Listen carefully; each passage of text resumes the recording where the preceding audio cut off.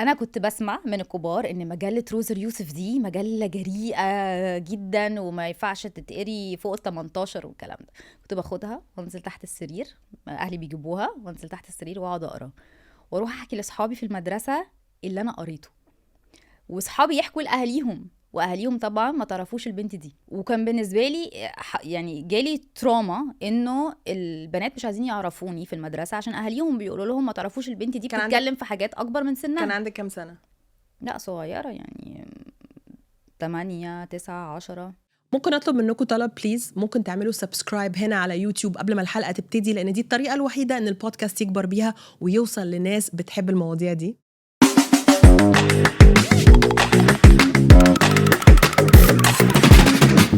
قعدت افكر في الموضوع اللي هنتكلم فيه النهارده. هو unfiltered، بس مش فلتر اللي انتم متخيلينه، هو فلتر محطوط نقدر نقول عن الدماغ. يعني ازاي بنحط فلتر على مخنا؟ احنا كلنا قاعدين من كتر السوشيال ميديا والحاجات اللي احنا we're consuming constantly، بحس ان في فلتر محطوط كده حلو نشيله. هنشيله مع مين؟ ريم جميل. اول حاجه، مين ريم جميل؟ اول حاجه هاي. هاي. انا مبسوطه قوي قوي قوي ان احنا بنعمل الحلقه دي مع وانا بعض. جدا. انتي مش فاهمه، انا عايزه بس اقول حاجه، ان انا من 20 سنه لما كنت بشوفك على روتانا كنت بقول البنت دي انا نفسي اصاحبها بس مش عارفه ازاي. شوفي بقى اتقابلنا فين، وكل واحدة فينا حياتها مختلفة تماما عن طبعا احنا لسه صغيرين يعني، بس لا هو يعني هو اول حاجه حلو تقولي 20 سنه، لان انا I own my age، عندي 40 سنه، مفيش اي مشكله، بس ريم جميله وصغيره واصغر مني، فلما بكتير لما تقول هي كانت بتتفرج عليا وهي صغيره بقبلها. بس this is kind of manifestation. احنا اتقابلنا تقريبا virtually قبل الكوفيد. استني الاول، مين هي ريم جميل؟ ها، للي مش عارف ريم جميل ولازم يعرفها دلوقتي حالا. ريم جميل هي صحفيه، هي كرياتيف، هي اديتور ان شيف، بتشتغل في التلفزيون واشتغلت في مجلات كتيره، بتكتب، بتقرا، بتجيب افكار كده من الهوا وبتكتبها بطريقه حلوه قوي ليها ولغيرها. هنتكلم على اللي هي بتعمله دلوقتي حالا، لانه له علاقه قوي بالمود الانفلترد اللي انا عايزه اشيله. بس الاول احنا تعرفنا على بعض كان تقريبا قبل كوفيد، صح؟ وقعدنا برين ستورمينج كده كتير قوي، واكتشفنا ان احنا عندنا حاجات كتير قوي ان كومن، غير ان احنا الاثنين دارسين اعلام ومخلفين بنتين، وعندنا نفس الكلب بالظبط، كل حاجه. وبعدين هي جت دبي فهي قربت لي اكتر، فقلنا خلاص بقى يعني لازم نبقى اصحاب. وفعلا يعني it wasn't forced، هي جت بطريقه طبيعيه حلوه قوي قوي قوي. انا اصلا جيت عشانك. يا ربي بقى، هي دي الوان لاينرز اللي بتطلع قفشات كده. ريم، انتي من كام شهر you launched فكره اسمها خلي بالك من دماغك. قلبتيها هاشتاج. اوكي، قبل ما نتكلم في خلي بالك من دماغك، اصلا انتي ريم نرجع لكده وانتي صغيره كده، حته الكتب وحب الكتب والقرايه دي جاتلك منين؟ بصي، اولا عايزه اقول حاجه مهمه، ان الشخص اللي بيكبر بيقرا لازم يكون حد في البيت اداله كتاب، او حد في البيت شجعه على القرايه. انا مامتي شجعتني على القرايه من كتب ميكي، مش هقول حاجات تقيله يعني، من مجله ميكي، مكتبه ميكي مجله ولا ميكي جيب؟ المجله الاول، بعد كده بقى اجيب لما بنكبر شويه. جحا، كل ده جيلنا واحنا صغيرين يعني. وبعد كده بقى المكتبات العامة، اللي هو اشتراك الصيف، هتروحي تقعدي في المكتبة 12 ساعة ترجعي خلصانة. فمش عايزه اقول ان انا كنت متربيه جيك، بس في نفس الوقت ده كان عادي، لان ما كانش فيه سوشيال ميديا، ما كانش فيه ديستراكشنز، ما كانش فيه ان انت تتفرجي على كرتون على نتفليكس، يعني ما كانش فيه البريفليج الرهيب اللي ولادنا دلوقتي موجود يعني. انا مبسوطه قوي ان انت استعملتي كلمه جيك، والبايو بتاعها على انستغرام كاتبه توك نيردي تو مي. طب احنا اصلا مين قال انه جيك ونيرد دي كلمات وحشه؟ هو اصلا how can we make geek ونيرد cool؟ لان هو ده شخص بيقرا اكتر يا جماعه. مين قال ان هو نيرد؟ لاحظتي ما فيش كلمه لدول بالعربي قوي يعني. ايه دحيح؟ وماله بس هي الفكره كلها ان السينما او التلفزيون طلع الجيك ده، اللي هو اللي لابس نظاره كعب كوبايه والكتب لحست دماغها واللي قاعد لوحده والانتروفيرت، يعني الموضوع دخل في حته ان اللي بيقرا ده شخص انطوائي، فعشان كده هو بيقرا. مع ان طبعا الاجيال اللي فاتت دي كلها ما كانش ده حقيقي يعني. كل احنا جيلنا والجيل اللي قبلنا، الناس اللي بتقرا هي الناس اللي احنا نعرفها، انا وانتي وناس كتير قوي اعرفها كانوا بيقروا وبطلوا يقروا بسبب الديستراكشن، بسبب ضغوطات الحياه والشغل الكتير اللي ما بيخلصش، حتى لما الواحد بيرجع البيت ايميلات رايحه جايه، سوشيال ميديا طبعا، كل ده. فخلي بالك من دماغك. انا عملت الهاشتاج ده لما قريت ان جامعة اوكسفورد طلعت ان كلمة العام يعني السنة اللي فاتت هي برين روت. يعني عفونه في الدماغ. بالظبط. بجد بالظبط، بجد. تعفن الدماغ. اللي هو لما قعدت اقرا كتير في الموضوع افتكرتها الاول الجوك، طلع ان هو لا، هو فعلا كلنا هيحصل لنا برين روت او حاصل لنا برين روت. ليه؟ عشان طول النهار قاعدين بنعمل كده كلنا، حتى انا يعني كل الناس اللي بيقرا واللي ما بيقراش. هو ده الفلتر المحطوط على مخنا. بالظبط. ده اللي انا قصدي، ان احنا لو احنا بنشيل الفلتر ده وبنتكلم unfiltered، يعني تخيلي بالظبط. عارفه فاكره لما انستغرام وقف ومره كانت برضه تيك مصيبة. توك وكل الناس هعمل ايه ولا حاجه، ولا اي حاجه، عادي لايف كارثة. will continue. بس استني ما تنطليش في خلي بالك من دماغك الاول. انا عايزه ارجع لريم وهي صغيره، قبل الهاشتاج، قبل السوشيال ميديا، قبل التلفزيون، قبل الاعلام. ايه الكتب اللي خلتك تقولي انا ايه ده، انا شخص بيحب القرايه جدا، I don't want to stop reading؟ فاكره ايه اول كتاب؟ غير يعني كتاب كده اللي هو انا مش عايزه اديه لحد خالص، ده بتاعي forever، this is it. اول كتاب، والناس بتوع مصر الجديده هيعرفوا المكتبه دي افري مانز اللي في الكوربه، ما كانش فيه غيرها، ما كانش لسه فيه مكتبات البراند اللي هي موجوده دلوقتي اللي هي فيها كذا فرع وفي المولز وكل الكلام ده. كان في مكتبه اسمها افري مانز، دي المكتبه الوحيده اللي في مصر الجديده اللي كان فيها كتب انجلش، وتروحي تشتري كتاب انجلش او كتب عربي وكل حاجه، بس كنا بنقرا بالانجلش واحنا صغيرين اكيد يعني. قريت جيرل اجينست ذا جنجل وعلم بقى معايا، وفضلت اقرا ورا كتاب ورا كتاب ورا كتاب لحد بقى ما بقيت بقرا عربي. وبقى بس العربي جه طبعا قدام شويه، يعني العربي جه في التينيج ييرز اكتر، يعني ما كانش طبعا واحنا اطفال. كنتي بتحبي تروحي تجيبي كتب مش لسنك؟ بصي احكي لك قصه. احكي هنا unfiltered، احكي. اوكي. انا كنت بسمع من الكبار ان مجله روزر يوسف دي مجله جريئه جدا وما ينفعش تتقري فوق ال 18 والكلام ده. كنت باخدها وانزل تحت السرير، اهلي بيجيبوها، وانزل تحت السرير واقعد اقرا، واروح احكي لاصحابي في المدرسه اللي انا قريته، واصحابي يحكوا لاهاليهم، واهاليهم طبعا ما تعرفوش البنت دي. بس هي روزر يوسف كان فيها ايه بجد؟ ما كانش فيها حاجه طبعا بالنسبه لدلوقتي ما فيهاش حاجه يعني بس وقتها لا، وقتها كان بيتقال بقى حاجات مش مفروض جريئه، عارفه التابوهات اللي هي دلوقتي طبعا يعني تخطيناها من زمان. هي اصلا تخطيناها من زمان جدا. وكان بالنسبه لي يعني جالي تروما انه البنات مش عايزين يعرفوني في المدرسه عشان اهاليهم بيقولوا لهم ما تعرفوش البنت دي بتتكلم في حاجات اكبر من سنها. كان عندك كام سنه؟ لا صغيره يعني 8 9 10. طب هم خايفين منك عشان انتي مطلعه. بالظبط. فقعدت كتير بقى ما بقولش اللي انا عارفاه، ولو عرفت اي حاجه ما بقولش. وكنت بقعد، جدتي وجدي دكاتره، فكنا بنقعد بالليل كل يوم نتفرج على مصطفى محمود لو موجود في التلفزيون او بنقرا. اوكي، فما الدكاتره الكليشيه الطبيعي هيرجعوا من الشغل هنتفرج على مصطفى محمود وهنقعد نقرا شويه. فانا كنت ببقى معاهم، وجدتي دكتورة أمراض نساء وكنت على طول معاها، ومعاها في المستشفى ومعاها في العيادة في الصيف، لأن أنا بنت الكبيرة، فطبعا مامتي عايزاني برا البيت بأي شكل لأن في 3 أصغر مني يعني. فكنت على طول معاها وكنت بشوف كتير قوي وبعرف، ومبقتش خلاص اتكلم على اللي بشوفه في المستشفيات ولا اللي بعرفه ولا اللي بقراه لحد كتير كتير كتير كتير. إيه ليه؟ يعني لان انا إيه اللي كنت بتشوفيني؟ خايفه. انت كنتي بتشوفي ايه اللي حاسه انك الحاجات اللي بتشوفيها او بتتعرضي لها ما كانش ينفع تروحي تتكلمي فيها مع كنت الناس؟ بشوف ان الستات بتقابل مشاكل في حياتها كتير جدا ما بتقدرش تتكلم عليها. كنت بشوف ان الستات بتعاني كتير جدا فيزيكلي وايموشنلي ومنتلي من اللي انا كنت بشوفه معاها، لان هي كانت دكتوره امراض نساء وكنت على طول معاها في المستشفى وفي العياده. وستات بتتكلم في حاجات ما ينفعش نقولها. الستات بتتكلم في حاجات ما ينفعش تطلع بره العياده. الستات بتتكلم في حاجات مش عايزه جوزها يعرفها. فانا كنت ببقى قاعده وسامعه كل ده، هم فاكريني قاعده بلون بس انا قاعده وسامعه كل ده. فلما كنت بروح احكيه في المدرسه كان طبعا بيتشاف ان هو لا، دي بتتكلم في حاجات اكبر من سنها. طب كنت فين انت في حياتي وانا مش عارفة صغيره بجد؟ يعني انت يعني عارفه انا حكيت لك ان انا اكتشفت سر الكون والاحاديث الغريبه دي كلها كان عندي مثلا 7-8 سنين، وجاب بابايا قال لي نفس الكلام. I'm talking about sex obviously. وانا عندي 7-8 سنين اكتشفت القصه دي. هبقى احكي لك ازاي يعني، لان دي النهارده ريم unfiltered مش ايتن. ورحت كلمت مع بابايا، وانا بابايا كمان دكتور.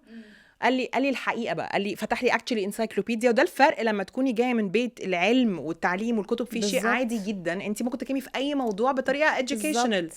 جاء قال لي كذا كذا كذا كذا كذا، ده اللي بيحصل، افهمي، ما تروحيش تتكلمي مع حد. فانتي حطيتي فلتر لنفسك، انا اتحط لي فلتر. فانا دلوقتي متخيله ايتن وريم في المدرسه لو مش هنتكلم في اي حاجه. بالظبط. الفرق بقى اللي حصل معاكي ان باباكي قالك ما تروحيش تحكي لحد.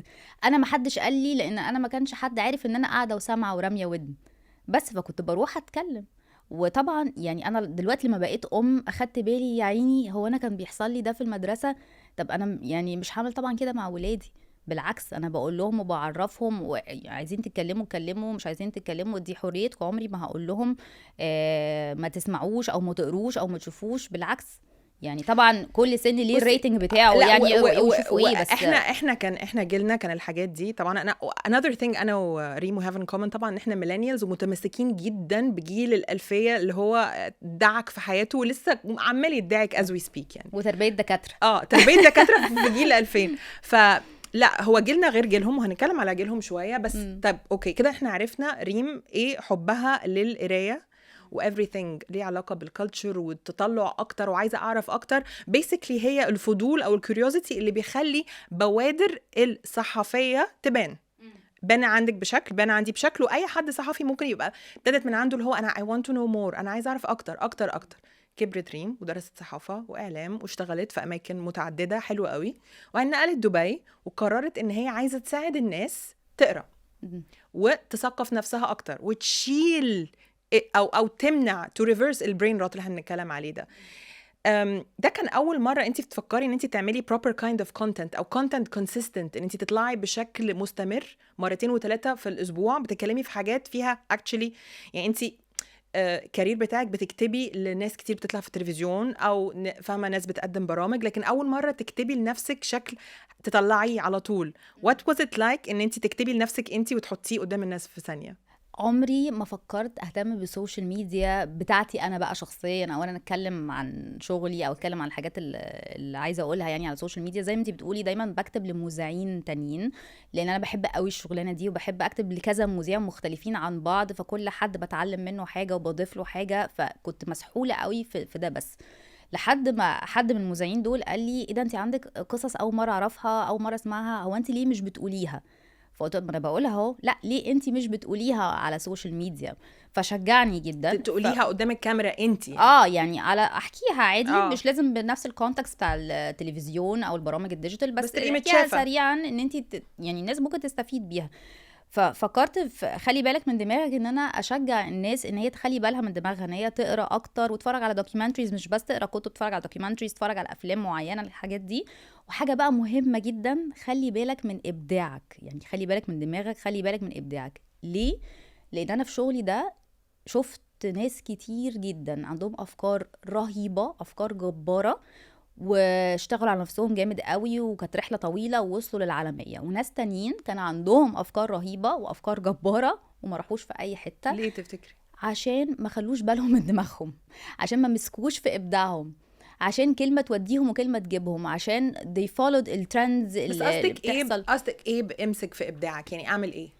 يعني تفضل ماشي ورا فكرتك، ان يتقالك لا هو ده اللي ماشي، لا هي دي الترندز، لا ما تسمعش، انت عندك فكرة حلوة، ليه مش عايز تاخد الرحلة؟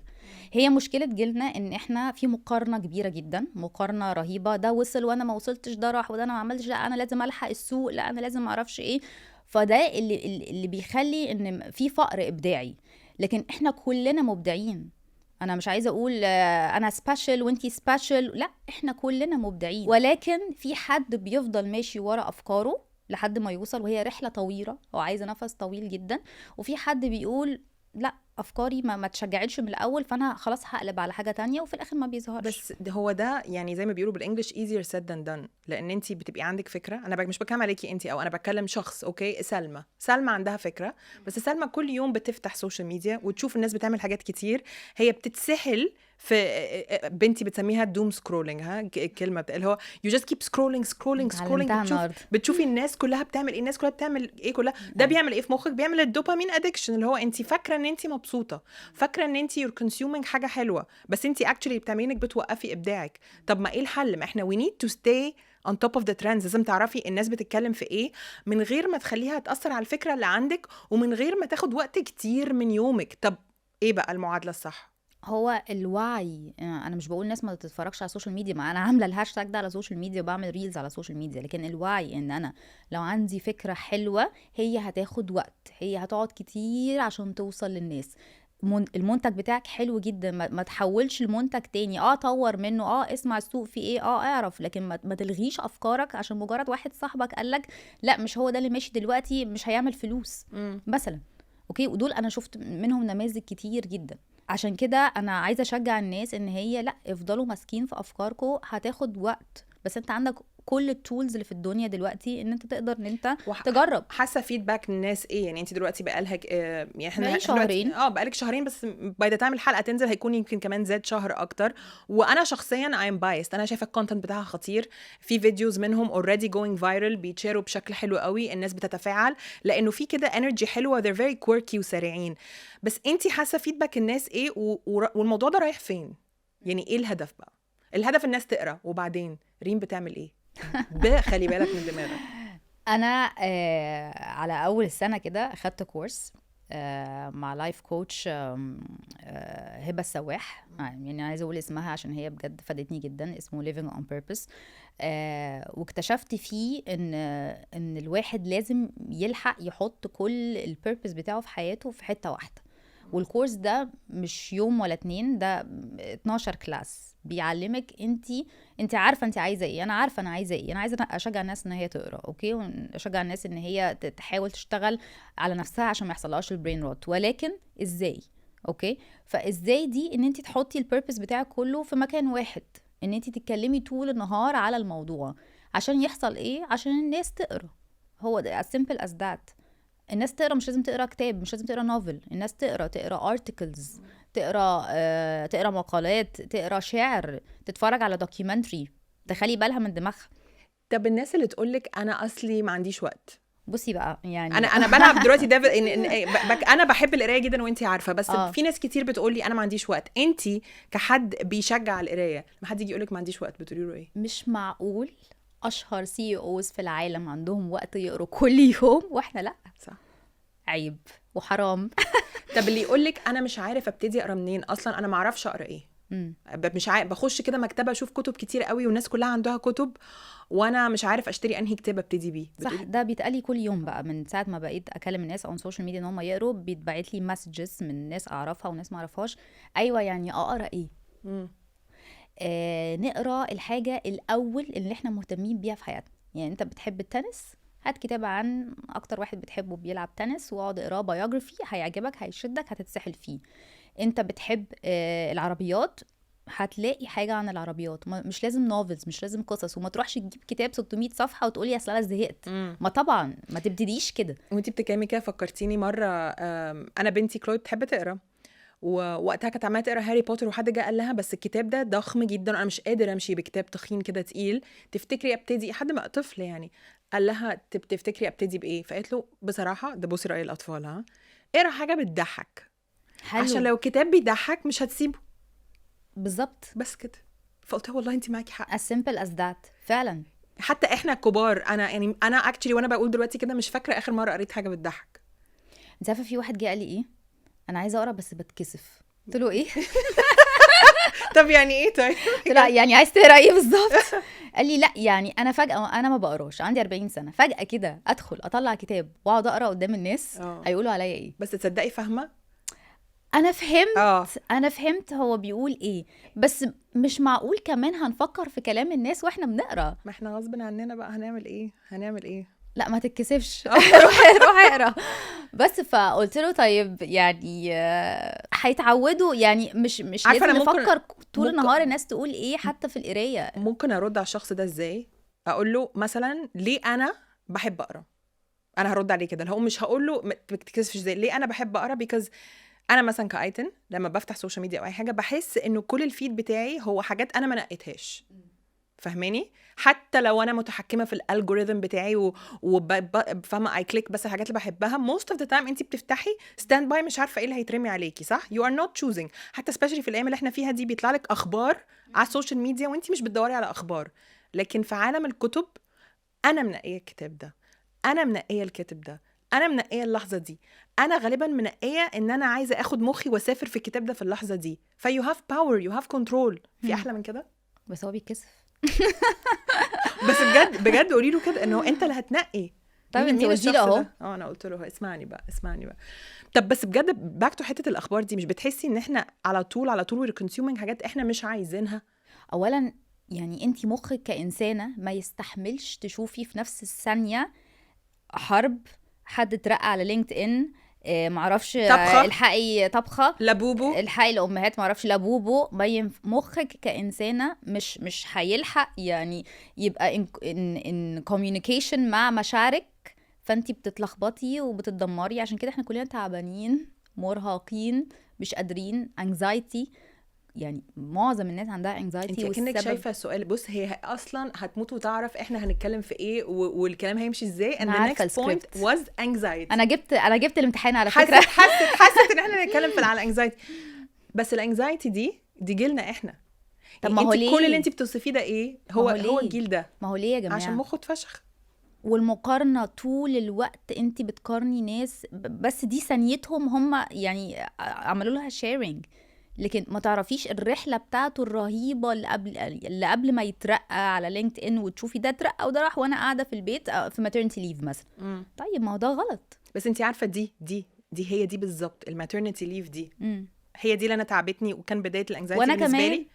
لا وانا كمان مش بقول لكم احنا شبه بعض بجد. لو حسيت العالم كله بيتقدم وانا بالزبط. اصلا ما عنديش ديجيتال فوت برنت، لان انا ابتديت شغل في التلفزيون، ما كانش فيه انستغرام وما كانش فيه أيوة. وانا مش حاطه حاجه. طب انا هلحق امتى؟ طب انا هعمل امتى؟ أيوة. طب الجيل بتاعنا التعيس ده اوكي اللي عمال عارفه اللي هو كل ما يطلع حاجه جديده انا اهو، كل ما يطلع حاجه جديده انا اهو I'm keeping up. في يوم من الايام تفتكري هنعمل؟ احنا عملنا خلاص ونقع بقى. احنا عملنا اوريدي. ننزل في القاعة. احنا كلنا متوترين. ليه كلنا متوترين؟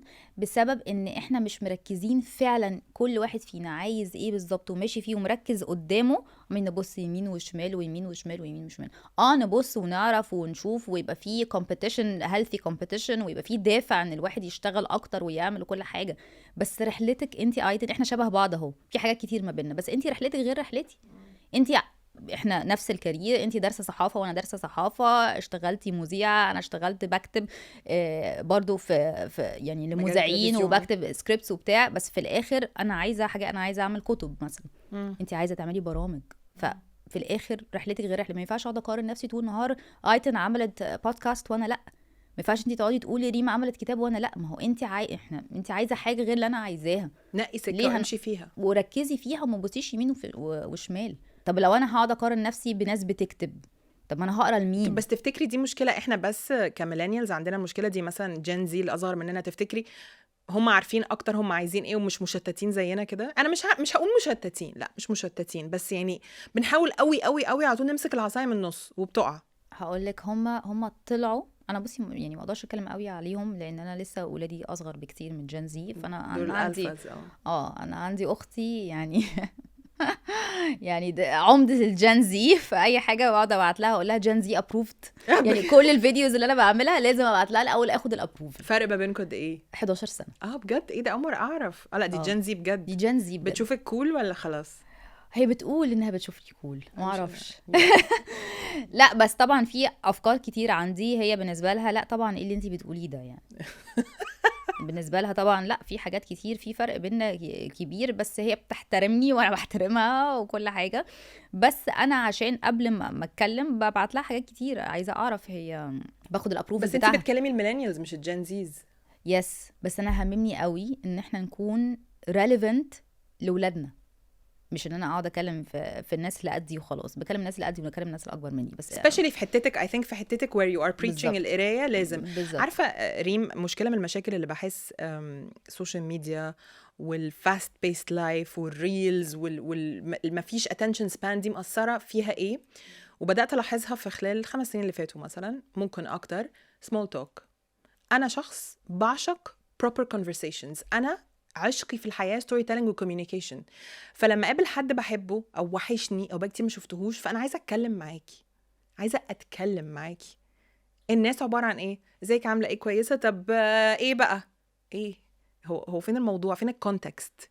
مش بتحسي ان احنا كلنا عايشين سيرفيس ليفل شويه بسبب ان احنا حاسين you're always عايزه تنطي للحاجه اللي بعديها، فانت مش مخليه مخك to be present in the moment، تبصي للي قدامك في عينه واكشلي تتكلمي معاه. عارفه لما انس بخش يقولك بصراحه كيف حالك، اللي هو افتحي كده اتكلمي، انا بعاني من دي قوي قوي. انتي بتعاني من ايه؟ بتعاني من حته ان احنا بننط لتوبيك ولا بتعاني ان انتي مش عارفه تعملي مش conversation عارفه زي ما اعمل انتي عايزه مع صحابك؟ مش عارفه اعمل، مش صحابي، ناس، بقول لك ناس، يعني مش عارفه اسمي ناس لانه انا صحابي مش هيبقوا صحابي لو مش عارفه اتكلم عشان معاهم. ايه يعني؟ مفيش substance؟ مفيش سبستنس خالص. اه ودايما بشبه بيها، عارفه لما انزل ما هو. مصر في الصيف مم. ونطلع الساحل، هاي ريم ازيك عامله ايه، جيتي امتى؟ اول امبارح، تفرق ايه؟ هو فين الموضوع؟ مسافره امتى؟ كمان اسبوعين. طب نبقى نشوفك. هو ده موضوع؟ هو احنا اتكلمنا؟ هو احنا قلنا؟ هو ايه ده؟ هو ليه الناس مش بتحاول ما تدخلينيش في تستعمله؟ حته خطر. لا بتكلم بجد، هو الناس مش بتستعمل مخها في ما الكلام هو ليه؟ احنا مع ان لو انا ببعت لك مسج most likely هتبقى deeper. why are we doing it online and not face to face؟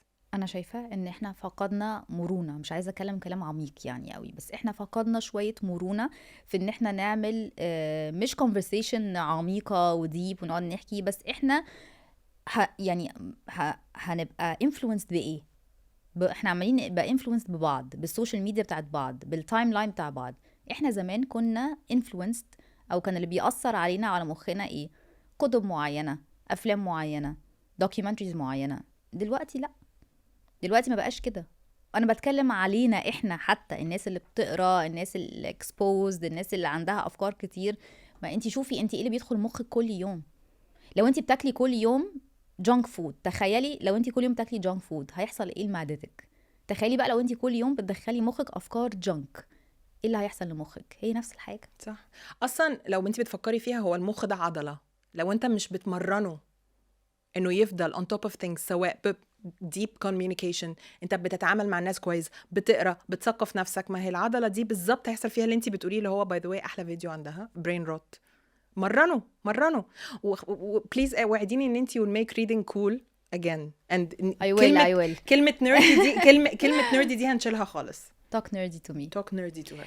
انا عايزه اقول لك حاجه على موضوع تمرين المخ. انا مثلا انا عايزه اعمل فيديوز اون سوشيال ميديا، اوكي، فجيت عايزه ادور على مونتير يمنتج لي الفيديوز دي. ما انا مش همنتج بقى، انا مش بمنتج، انا كرييتيف يا جماعه. انا انا بكتب. فجوزي قال لي يعني انتي عماله تقولي للناس طوروا من نفسكم وتعلموا حاجات جديده وما اعرفش ايه، وبتدوري على حد اتعلمي اتفرجي على توتوريالز. قلت له لا مستحيل، قعدت اول يوم 4 ساعات على كاب كات. فقلت له لا مستحيل، انا مش هقعد 4 ساعات. قال لي لا اتفرجي على توتوريالز، كاب كات، كانفا، انا هعزمك على كانفا برو من الاكونت بتاعتي، كده كده كده كده، لحد ما اتمرنت وبقيت انا بعمل الفيديو بياخدك ادت الفيديو لا الفيديو انا قاعده في التمرين مع العيال بعمل في 5 دقايق بكون خلصت، بجد في 5 دقايق فعلا بكون خلصت كل حاجه. ليه؟ لانه الاول اخد 4 ساعات، بعد كده اخد 5 دقايق. فهو ده اللي انا عايزه اقوله للناس، جبتي من الاخر، ما تستخسروش في نفسكم سكيل جديد. بجد الموضوع يبان احنا كبرنا والموضوع صعب، ولكن لا، مرنوا مخكم. هي دي بقى المرونه اللي بتكلم عليها. احنا اخر كورس بناخده في الجامعه، ما ينفعش تقعدي 20 سنه مش واخده ولا كورس، ما ينفع. ما هي برضو كلمه من الكلمات الناس بتستعملها كتير قوي، بس مش بتاكت upon it. هي actually self development. اللي انت بتتكلمي عليه ده هو self development. بنقعد نفكر انا عايزه اعمل واعمل وبعدين في الاخر بتعملي ايه؟ بتتسمري مكانك. لو عملتوا زي ريم كده، نقوا حاجه واحده، اعملوا حاجه واحده، مش كل حاجه في نفس الوقت. بس لا ان شاء الله تاخدي كورس فلاور ارينجمنت، اي حاجه اي حاجه جديده. اي حاجه مخك بس يبتدي يتمرن. زي الجيم، انت بتروحي الجيم، لو رحتي مره كل سنه مش هيحصل حاجه، لو رحتي كل يوم اكيد هيحصل شويه حاجات. فهي نفس الحاجه بالظبط. طب انا عايزه العب معاكي لعبه. أوكي. انا بحب العب rapid fire questions، ودي اسئله لذيذه بس عايزه اي اجابات سريعه. ready؟ لا ليه؟ انت ليه خايفه؟ ما اتفقناش على انت كده. ليه خايفه مني كده؟ لا مش خايفه منك. لا انت بتحبيني. لا انا ما بخافش من حد. يلا يا ريم، print ولا اوديو بوك؟ print book ولا لا اوديو؟ برنت طبعا. ايه ده؟ ما انا بصي قلت لك لا عربي ولا انجلش؟ لا ممكن اقول على حسب بليز. ممكن. انا بقرا انجلش حاجات معينه. طب اديني 60-40 مين اكتر؟ دلوقتي عربي. اوكي حلو. voice note ولا text message؟ كل ما الواحد بيكبر كل ما بيبقى فويس نوت. fiction ولا non fiction؟ فيكشن. كتاب نفسك تنسيه وتمسحيه من ذاكرتك وتقريه تاني لأول مرة من كتر ما هو أثر فيكي قوي. تراب الماس. تراب الماس. surprisingly. اوكي انا ما قريتهوش. add to list. سكريبت ولا ارتجال؟ لا سكريبت. في كل حاجة؟ ايوه حتى في الإجابات؟ ايوه. لا يا ريم بقى. لا لا لا لا لا, لا. ارتجال دايما. بودكاست ولا يوتيوب؟ يعني اوديو تسمعي بودكاست ولا تتفرجي؟ يوتيوب. هابت عندنا احنا الميلينيالز جيل الألفية وعمرك ما هتتخلي عنها. هابت لسه يعني بتحصل؟ لا حاجة انتي بتعمليها ممكن تبقى اختك شايفاها قديمة قوي مثلا اختك جنزي بس حاجة كده ميلينيال جدا لسه بتعمليها متمسكة بيها you will never give up حتى لو هي بره الترند. اوكي انا بتفرج على افلام ابيض واسود لحد دلوقتي وبفرج ولادي بالعافية. ايه ده بيستحملوا؟ بيستحملوا. الصغيرة بتزهق في النص صراحة بس الكبيرة لا بتقعد لازم. دي هابت ميلينيالز قوي. انا فاكرة يوم الخميس كنا بنروح المدرسة بسرعة عشان في فيلمين عربي ابيض واسود هيجوا. لسه مفرجاهم اشاعة حب اتبسطوا قوي. بجد؟ لقيتيه فين؟ لا كله موجود بقى يوتيوب يعني؟ واتش ات. اوكي. اخر مرة استعملتي فيها تشات جي بي تي؟ لا النهارده طبعا وانا جايه لك. سألتيه ايه؟ سألتيه ايه بجد؟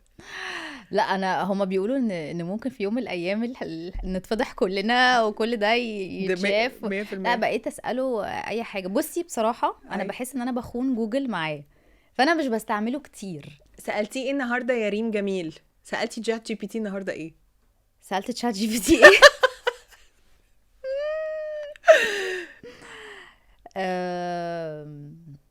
سألته يعني اعرف منين يعني اعرف ازاي. ايوه. مش هتقولي ايه؟ عايزه اجيب لك الكونتكست بالظبط. كنت بقرا كتاب لمصطفى محمود. اوكي بس ده بجد يعني كنت بقرا كتاب لمصطفى محمود وعايزه اعرف قوي الكتاب ده طلع سنه كام عشان كان ريليفنت جدا للحاجات بتحصل دلوقتي. فقال لي بس انا مش بصدقه على طول. انا مش بثق فيه بصراحه. انا باخد المعلومه. سوري تشات جي بي تي سوري بس يعني we have to as journalist fact check.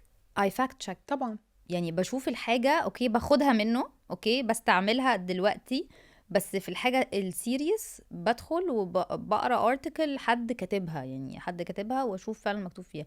وساعات بيجي لي كده احساس اللي هو ايه ده انا بخون جوجل معاه فمش. لا بصي هو خلينا نكون صريحين تشات جي بي تي هيديكي اسرع. جوجل لو طلعها لك كذا مره من سورسز انت بتثقي فيها ده خلاص اتس ابروفد فايتس اوكي ان احنا فاهمه نحب الاثنين عادي. ممكن تبقى علاقه تريانجل مش مشكله انت مش بتخوني. مش بخون. ماشي ده بالنسبه للشات جي بي تي في الشغل. سألته بقى النهارده ايه تاني سؤال شخصي ازاي لو حطيت بايركس في الاير فراير هتنفجر فينا ولا لا؟ قال لك ايه؟ قال لي لا. وعملتيها؟ عملتها وما انفجرناش. طب كويس اهو. بصي بيفهم برضو. بس يعني لازم اراجع وراه. طب انتي من الناس اللي بيتكلموا بطريقه لذيذه بليز وثانك يو كده ولا بتخشي فيه شمال على طول؟ لا طبعا لا انا مش ناقصاه. طيب فيلم ولا دوكيومنتري؟ لا فيلم طبعا يعني بس انا بحب الدوكيومنتريز قوي بس مش اي دوكيومنتري. دوكيومنتري عن شخص مثلا ولا عن بلد ولا عن ايه؟ لا عن شخص. عن شخص. بما انك بتقولي ان انت بتكتبي المذيعين كتير وموست ريسنتلي ابتديتي تكتبي لنفسك لو هتنقي حاجه واحده فيهم تعمليها فور ايفر تكتبي لنفسك ولا تكتبي للمذيعين؟ اتفقناش على كده خالص. ايه ده دي رابid فاير قوي. قولي طيب. بس انا مش رابد. لا قولي. بصي هقولك بجد ده مش رد دبلوماسي يعني عشان اصل دي ما تنفعش تبقى رابد فاير. اوكي لو انا فضلت اكتب لنفسي حاسه هيبقى في حاجه كبيره ناقصه.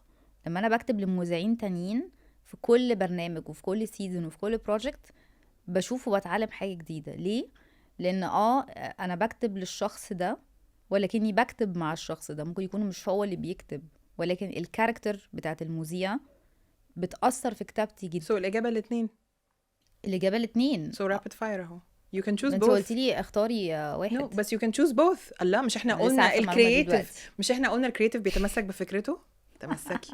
If you want to do both forever then do both. بس النقطة دي مهمة جدا عشان عايزة أقول حاجة. الناس فاكرة اللي بيكتب ده أو اللي بيكتب كتاب ده قاعد على البحر بقى بيكتب وبيتخيل. لأ هو الإلهام ما بيجيش بس كده. ده ممكن يجي في سن معين ولكن انتي لازم تقابلي ناس كتير جدا، تشتغلي جامد، وتكوني فعلا جوه الاحداث كتير وجوه مشاهد كتير وبتتعاملي مع ناس كتير طول الوقت، يا الا كتابتك هتبقى فلات. على فكرة أنا بسألك السؤال ده وأنا مثلا إجابتي هو أنا مش عارفة أكتب لحد تاني خالص، لأن أنا طول عمري بكتب لنفسي، بكتب الكونتنت بتاعي، بكتب أسئلتي، بعمل الريسيرش بتاعي. فأنا التون بتاعي هو تون أيتن زعربان. أنتي التون بتاعك هو A و B و C و D و E و F و G و ريم. انا كنت ولو بعمل اتعرفت كده. على X و Y و Z هكتب لهم كمان. فعشان كده أعتقد هو ده ليه السؤال ده بالنسبة لك مش رابid فاير، هو رابid ألفابت كلهم. انا كنت بعمل كده في الاول قبل ما اشتغل في التلفزيون، لما كنت بشتغل في المجله كنت بكتب انا لنفسي، طبعا بالايدنتيتي بتاعت المجله، بس كنت بكتب انا بنفسي مش لمذيع تاني او مش لحد تاني، انا اللي كنت بسال من ورا الكاميرا. لما اشتغلت مع مذيعين بقيت اشوف ان هو it's a very good challenge، وبيعلمك كتير جدا ان انتي لا، هو مش شرط الشخص اللي بتكتبي له او بتشتغلي معاه انه يكون دي كاركتر بتاعته. فبقيت اتعلم اكتر طب انا ازاي اكتب افكاري بس في نفس الوقت لايقه مع الشخص ده، وفي نفس الوقت لايقه مع البرنامج، ولايقه مع لو البرنامج ده كمان فيه كلاينت او فيه سبونسر او كده. فده اللي بيعلم، وده اللي بيمرن، وده اللي بيشجع ان انتي تكتشفي نفسك اكتر وتشوفي نفسك في حتت مختلفه اكتر. لو سألتك أغنية، أول أغنية هتيجي في راسي، لو قلت أغنية أول أغنية هتيجي في دماغك إيه؟ one song. صاحبي يا صاحبي انت اللي لوحدك حلوة شبهي. بجد، حلوة. أوكي سو حاجة جديدة. حلو. مم. لو قلت فيلم، ما تقوليش إشاعة حب عشان لسه شايفاه، بس فيلم، أول فيلم هيجي في بالك كده هتقعدي لوحدك وإيه ده أنا هتفرج عليه تاني. The Green Mile. أوكي حلو. بس تقيل قوي، مش عارفه ايه حلو اللي جابه رحنا من دلوقتي. صاحبي يا صاحبي للجرين مايل. بس ايه ماشي اللي مش جابه مش في دماغي دلوقتي؟ ما هو ده on top of your mind. مم. كتاب مش favorite بس كتاب. أول لما أقول book إيه هيجي؟ كريسماس كارول. حلو. بحبه قوي، اوكي حلو قوي. قريته كتير قوي. كلمتي على جوزك، قلتي ان جوزك هو اللي شجعك ان انتي تطوري من نفسك عشان تتعلمي حاجات جديدة، عشان تعرفي ان انتي فاهمة ما تعوزيش حد basically. بالظبط. و عندنا فكرة انتي بتحبي تقري وتحبي تتفرجي على ايه. جوزك بقى بيقرأ ايه؟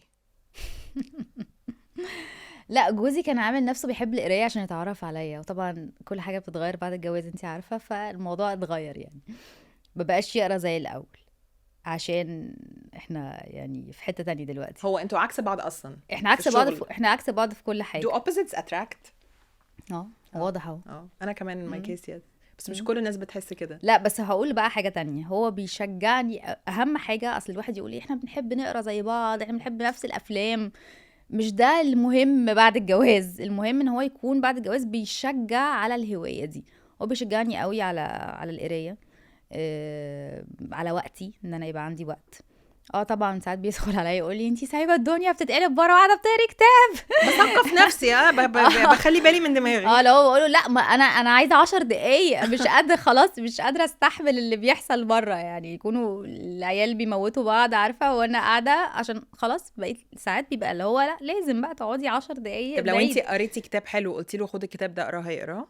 لا هو بيقرا بس ما بقاش يقرا زي الاول، زي ما اول ما تعرفنا على بعض، عشان هو عنده اهتمامات تانية. هو بيحب قوي الفورمولا، يتفرج عليها، بيحب بيلعب بادل، بيعمل كل الحاجات التانية السبورتس المختلفة اللي انا طبعا بالنسبة لي بحبش الرياضة، بحبش الكورة، بحب الكورة قوي يعني. هو بس انا بالنسبة لي القراية هي ممكن تبقى هواية، بس مفروض كل الناس regardless هوايتها ايه تكون بتقرا. فعشان كده انا بحب اللي انتي بتعمليه.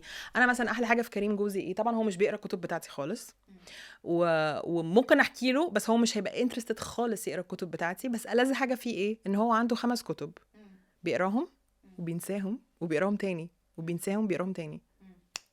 سحر. انا يمكن انسى حاجه انا قريتها، هو بجد بينسى كل حاجه. لا هو بيقرا، بس الكتاب بيقعد معاه مثلا 4 شهور. انا بالنسبه لي ده مش بيقرا، فاهمه قصدي؟ Men are from Mars, women are from بالظبط. انا بالنسبه لي لا، الكتاب اللي هو قاعد يقراه 4 شهور لا، هو احنا نقراه في اسبوع. طب انتي بتقري ايه دلوقتي بقرا لسه جايبه كلاسيكس، ما كنتش قريتها قبل كده، معروفه بس ما كنتش قريتها قبل كده.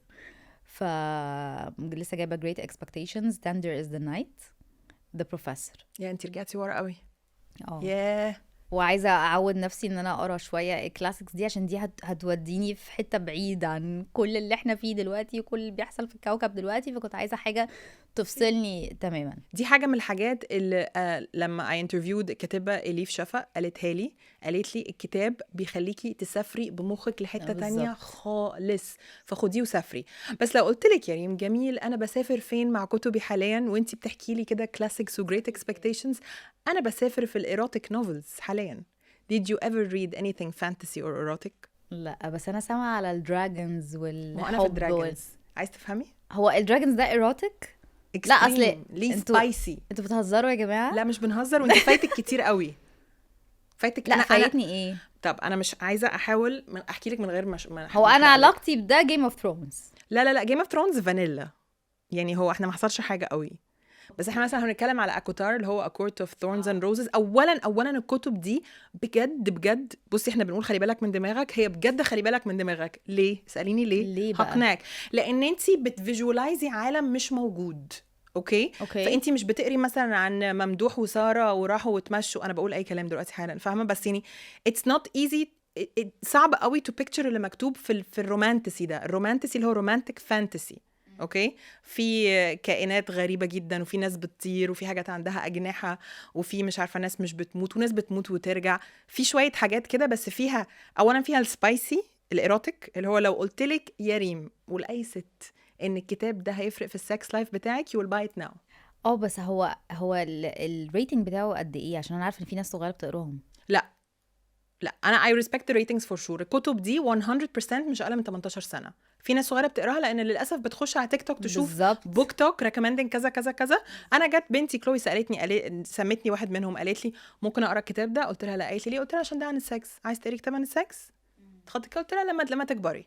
انا بعمل ايه كأم بتقرا الكتب دي؟ بحطهم على الكندل لوك. كنت لسه هقول لك انتي اول ما قلتي كده دي لو ريم جميل وهي صغيره او ايتن وهي صغيره اكيد هتجيبي كتاب تقراه 100%.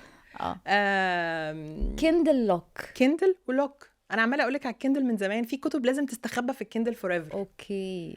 بس يا ريم الكتب دي انت فايتك جامد قوي في سبب.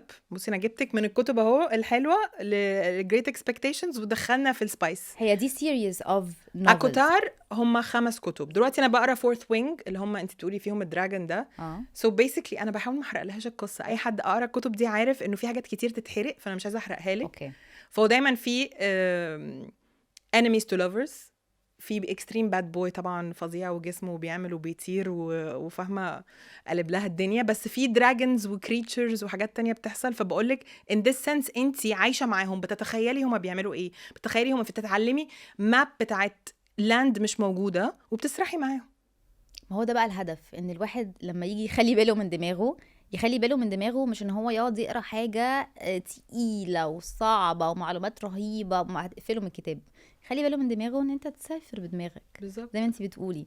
تسافر فين بقى؟ يعني كل واحد واخلاقه، فاهمه؟ لا بس ده على ده انا بقولك start it will make a big difference في creativity بتاعتك. هجرب. ممكن اقولك حاجه اكيد انت اكيد مش مانع اجرب. knowing شخصيتك وانت صغيره. فاكره انا مثلا هقول ده كان احنا في سنه كام مثلا، عايزه اقول 3 رابعه ابتدائي، لما كنا بنروح حصه المكتبه وكان دايما في كتاب الانسايكلوبيديا البيولوجي اللي كل الناس بتجري تمسكه. ايوه. ليه؟ عشان في حاجات عيب وحرام. في صور. هو مش حرام، هو في صور وفي كلمه سكس وفي جسم الولد وجسم البنت وبيحصل ايه، ومن كتر ما احنا بنجري على الكتاب ده احنا حافظين الصفحه. انتوا كمان كنتوا كده؟ ايوه طبعا كلنا كنا كده. هو جيلنا كله كان هيموت على اي معلومه.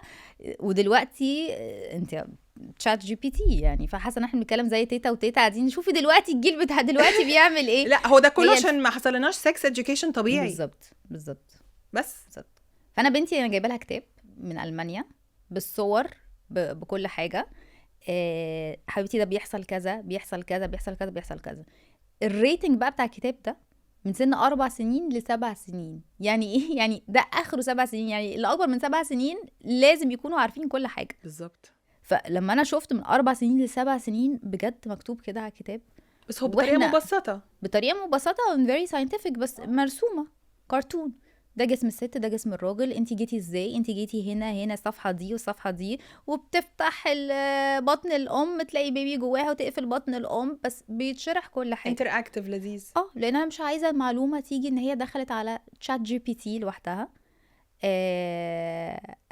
ان هي دخلت على تشات جي بي تي لوحدها، او ان هي دخلت على جوجل لوحدها وطلعت معلومه من اي حته غلط. انا مش عايزه ده، مش عايزين نوصل لده.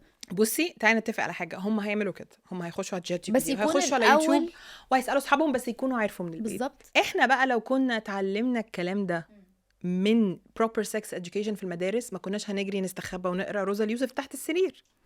صح. انت هتزليني على الموضوع ده طول حياتك. بالعكس بالعكس، اتس بيوتيفول ان هتزليني انت كنت عايزه تعرفي اكتر. اكيد. بس على فكره يعني first world problems، بس ده كان صعب ان انت جدا. تتشافي دايما انه احنا مش عايزين نلعب مع البنت دي، اصل هي بتقول حاجات كبيره. it was traumatic at a بس اكيد point. لما كبروا وشافوا وعرفوا انت مين وبتعملي ايه what you stand for، حاسوا ان هم كانوا يعني هم لا اللي انا كانوا بتكلم غلط. على الاهالي، يعني لا، وحتى الاهالي اللي هي الأهالي. شايفه، يعني انا كأم دلوقتي لا مستحيل اقول لبنتي ما تعرفيش البنت دي عشان بتقول معلومات. طيب احنا دلوقتي كميلينيال بيرنت اتعرضتي او شفتي حاجات وقريتي حاجات انت ما كانتش مناسبه لسنك، بس انت عشان انت بني ادم مثقف ومتعلم ومتربي في عيله مثقفه ومتعلمه ودكاتره، عرفتي ان انت تاخدي الحاجات دي وتعرفي تفهمي اكتر الدنيا. كبرتي وتعلمتي وبقيتي صحفيه وخلفتي بنات. ناس كتير قوي في الزمن اللي فات دي تقول لك يا انت ام البنات، صعبه قوي صعبه قوي، بس انت اول حاجه قلتيها ايه؟ انا بجيب لهم كتب وبثقفهم. بس where do you draw the line؟ ما هم شايفينك مثلا انت بتستعملي تشات جي بي تي، انت بتستعملي الابس دي، انت على تيك توك، انت على يوتيوب، انت على انستغرام، كل الحاجات اللي بنقول لهم ما ينفعش تعملوا كل الكلام ده، مخكم هيبوظ، احنا بنعملها. بتعملي ايه معاهم؟ لا هي يعني لسه بنتي كبيرة، هي 7 سنين، طبعا ممنوع يبقى عندها دلوقتي تليفون او طبعا السوشيال ميديا ده absolutely no way يعني. بس هي ما عندهاش تليفون، وطبعا بتزن طول النهار انا عايزة تليفون، انا عايزة معرفش ايه، بس صحابها القريبين ما عندهمش ده. لما بنقعد مع ناس تانيين عندهم ده بتبقى تشالنجينج، ان هي طب اشمعنى دي عندها، اشمعنى دي على تيك توك وانا لا. بقعد اتكلم معاها، بقول لها هيجي يوم وهتبقي على سوشيال ميديا، لكن انتي دلوقتي عايزه سوشيال ميديا عشان تعملي ايه؟ عندك حاجات تانية. طبعا الموضوع صعب وكلام طول الوقت. سكرين تايم، لا بياخدوا سكرين تايم. يوتيوب بتتفرج على يوتيوب، بس انا بتابع هي بتشوف ايه. طب ايه حاسه حاجه احنا اتعلمناها او اتربينا عليها انت لما كبرتي you want to unlearn، عايزه تشيلي الحته دي من دماغك وعايزه ما تبقاش موجوده خالص في حياه ولادك؟ طبعا مليون حاجة، بس أهم حاجة يعني اللي أنا شايفاه عندي وعند ناس كتير، الناس هتشوف ده ازاي، الناس هتقول انت عملتي كده ليه. يعني ولو أنا كنت متشجعة من زمان على مش مهم رأي الناس، كان ممكن أعمل حاجات كتير قوي في سن أصغر. بس يعني زي ايه؟ كان ممكن اتكلم حتى on social media ابدر مثلا، ما انا عايزه افيد الناس، طب ليه ما فدتهمش قبل كده؟ لا مش في دماغي. لا ليه مش في دماغك ان انت تشجعي حد؟ ليه مش في دماغك ان انت تقولي افكار اللي عندك؟ ليه مش في دماغك ان انت تقولي المعلومات اللي عندك؟ عشان كان في years and years of لا انت مش مفروض تقولي المعلومات اللي عندك كده قدام الناس. فانا اكتشفت ان هي دي جايه من الطفوله، ان انا اتقال لي وانا طفله هم مش عايزين يصاحبوكي عشان انت بتقولي حاجات كتير. فبقيت اقول حاجات كتير بس من خلال ناس تانية، من خلال شغلي ان انا بكتبها، ناس تانية بتقولها واتقفل، بس ما كنتش انا عندي الجرأة ان انا اطلع كده واقول قدام نفس الناس اللي هم كانوا شايفين ان انت بتقولي معلومات كتير او انت بتقولي حاجات كتير. بس فدي كان ممكن تيجي early on يعني، او كان ممكن تيجي بدري شوية. طبعا مع بناتي مستحيل من دلوقتي بقول لهم مش مهم مين شايفنا ازاي، المهم ان احنا نعمل even حتى في الحاجات الصح، يعني الحاجات even حتى الصح زي الصوم والصلاة والكلام ده، مش مهم مين شايف ان انتي بتصومي او بتصلي وحد تاني مش بيعمل ده. يعني even حتى الحاجات الصح ممكن يكونوا شايفين هيقولوا عليا ايه، يعني الحاجات اللي هي غلط، الحاجات اللي هي صح، في الاخر كلنا شايفين الناس هتقول عليا ليه. لسه شريفة عندها 4 سنين بقول لها لا ده مش بيتلبس كده، بتلبسوش. قالت لي هيضحكوا عليا. ايه ده؟ اتعلمت كده منين طيب؟ ما اعرفش. قلت لها لا احنا بنلبسه صح، بنلبس الشورت ده صح عشان هو هيضايقنا لو لبسناه غلط، مش عشان يضحكوا علينا. احنا بنلبس اللي احنا عايزينه.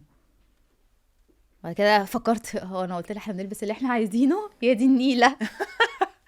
وانتي بتقولي كان في حاجات كتير قوي ممكن اعملها وما عملتهاش، خليتيني افكر في سؤال انا بحب اساله في لما ابقى قاعده في قاعده كده من القعدات اللي هو بقول لك ساعات شالو وما فيش كلام بيتقال فيها، انا بحب ارمي سؤال بروفوكينج كده، انت عارفاني يعني.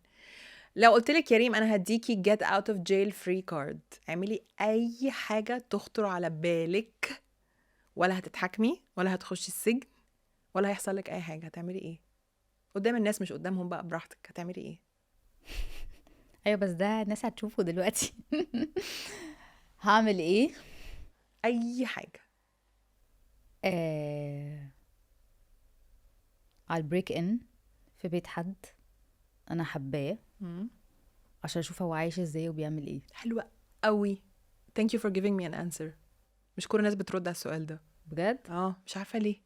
طب افرضي دلوقتي الناس they use it against me، هنعمل ايه؟ هيقول لهم ده مش انا، ده تشات جي بي ده مش تي. انا بالظبط. ده مش انا. اه I think دي هتبقى حاجة عايزة اعملها. طب لو عندك انت دلوقتي خليتيني افكر في سؤال تاني، لو عندك سوبر باور انك تعرفي تقري مخ الناس، عايز تقريه؟ لا لا لا لا لا، ده هيودي في حتت مش هيضيع فرص وهيبوظ حاجات ولا. طب ايه سوبر باور ممكن يبقى نفسك فيها؟ invisible. طب ما دي كمان نفس الحاجة برضو، عايز تخش بيت الناس. ايوه مش عايزة اخش بيت الناس. مش عارفة ايه مشكلتي. سباي. انت عارفة قوي ان انا دايما كل كونتنت بتاعي وكل ما اكتب حاجه او كل ما افكر حاجه I'm always flirting بين الخط اللي هو احنا جوه كومفورت زون، احنا بره كومفورت زون، احنا نخلينا هنا، احنا نطلع. وانا عارفه ان انت بتحبي كومفورت زون شويه، واحنا دايما بقولها ما فيش حاجه غلط في وجودنا في الكومفورت زون، ما هو انا بحب التيشيرت دي هفضل البسها. ايوه بس حته life begins outside your comfort zone دي اللي عماله تتقال وتتقال وتتقال، is this true؟ يعني ايه لايف بيجنز؟ ما هو اللايف المفروض لو هي مش حاصله كويس في الكومفورت زون، يبقى الكومفورت زون اصلا هي مش كومفورت زون، هتبقى هي مش صح اساسا. فده اللي بفكر فيه، ان هو كومفورت زون الشغل بتاعي ده كومفورت زون. كومفورت زون ده مش حاجه عيب وغلط ان هي كومفورت زون، ان هو انا مرتاحه فيه، بس هو في بقى فرق بين الراحه والرحرحه، لازم نعرف الفرق. تتبروز الراحه والرحرحه، تتبروز بالظبط. يعني ايه بقى؟ يعني راحة انتي مرتاحة، برافو عليكي، انتي اخدتي قرارات صح عشان تبقي مرتاحة في شغلك او تبقي مرتاحة في حياتك. الرحرحة ان انتي مخلية الدنيا سايقاكي، لا يعني فوقي وشوفي وهتطوري من نفسك ازاي. لو شغل كويس خليكي فيه، لو محتاجة ان انتي تشوفي شغلانة تانية هتطور منك في السكيلز بتاعتك اكتر، اطلعي من شغلك. الكومفورت زون مش غلط، لكن هو غلط لو انتي مرحرحه فيه، ما بتعمليش حاجه، ما بتتطوريش، ما بتفيديش الشغل ده نفسه اصلا او الشركه دي نفسها او كده. في حاجه بره الكومفورت زون بتاعك عينك عليها ونفسك تعمليها بس حاسه لا يمكن؟ ممكن تبقى حاجه بسيطه قوي زي ان انا مثلا اشرب حاجه او اكل حاجه معينه، وممكن تبقى حاجه كبيره. بصي اي حاجه فيها physical activity هي بره comfort zone، وده اللي خلاني ابقى مركزه فيه اكتر مع بناتي، ان هم يبقوا متشجعين اكتر عليه. لان انا بالنسبه لي مثلا بنتي بتعمل سكيتنج، ده بالنسبه لي نفسي جدا اعرف اعمل سكيتنج، بس مستحيل اقع كده قدام الناس على وشي. الناس هتقول ايه؟ الناس هتقول ايه؟ لا بجد، واحنا جيل الميلينيالز اصلا ما بالظبط. تربوش على ايه انه يكون عندنا هوايه. بالظبط، مفيش هوايات. لا وكمان هتغلطي قدام الناس وهتقعي وانتي كبيره وشحطه، لا. فبقيت احط ده في بناتي، وهم دي ما براحتهم بقى، ما هم مش بيفكروا في رأي الناس. فبقيت في حاجات نفسي اعملها مش عارفه اعملها، بس بعملها through them، فبحس ان انا يعني satisfied شويه. انا حاسه ملخص الحلقه دي لذيذ جدا. اطلعوا من الكومفورت زون بس مش قوي، ما تفضلوش مرحرحين يعني، واقروا كتب جديده عشان مخكم ما يحصلوش برين روتنج، ويستحسن كمان لو هم كتب فيهم شويه سبايس، واتعلموا حاجات جديده بس مش قوي عشان تعرفوا تحافظوا على فكرتكم وما تغيروهاش عشان حد تاني بيعمل فكره. ومن الاخر كده احنا الجيل بتاعنا محتاج ثيرابي. ده اكيد. ده كده. ريم this was lovely بجد. thank you ايتن، بجد اتبسطت جدا، ومش مصدقه ان احنا يعني انتي بتعملي معايا انترفيو بجد. لو انا كنت بتفرج عليكي نفسي بس صاحبتك، مش عايزه اكتر من كده. فلا فعلا مبسوطه. انا بحب كلامي معاكي اصلا on camera off camera، من والله الاشخاص وأنا. الكرييتيف اللي بجد بحب اتكلم والله معاها. وانا جدا بجد. بحس ان انا يعني مش محتاجه احط اي فلترز وانا بتكلم معاكي، انت هتفهمي انا قصدي ايه. ايوه ما كانش في شوية فلترز النهارده، بس كان ممكن ازغزغك شويه، اطلع منك اكتر المره الجايه. لا المره كفايه الجايه كده قوي. انكش. هل ده عشان انت جعانه انا جعانه جدا، انا هموت من الجوع. المره دي؟ طب ممكن تحكي القصه دي بسرعه قبل بس ما نقفل الحلقه؟ والله مش عارفه فعلا ابدا ازاي.